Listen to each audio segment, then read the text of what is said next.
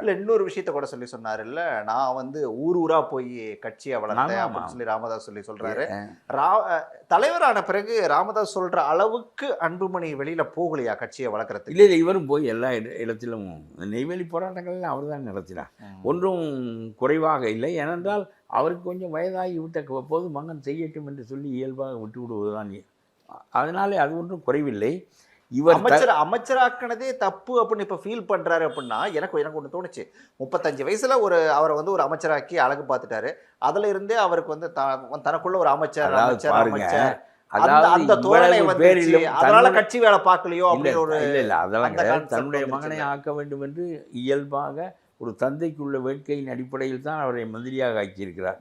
அப்படி அவரை தலைவராக ஆக்கியவரும் ராமதாஸ் தான், அவரை மந்திரியாக ஆக்கியவரும் ராமதாஸ் தான், அவரை வெளி உலகத்துக்கு கொண்டு வந்து இவ்வளவு பெருமையான இடத்தில் உட்கார வைத்தது ராமதாஸ் தான். அப்படி என்றால் அவர்கள் எப்படி எதிர்பார்ப்பார்கள் என்றால், ஒரு மகனாக இருந்தாலும் நாய்க்குட்டி போல அப்படியே இருக்க வேண்டும் என்று ஜி.கே. மணி இருப்பது போல அன்புமணி சுபாவத்தில் இல்லை. அதாவது ஜி.கே. மணி எப்படி இருக்கிறாரோ அதுபோல இயல்பில் இல்லை.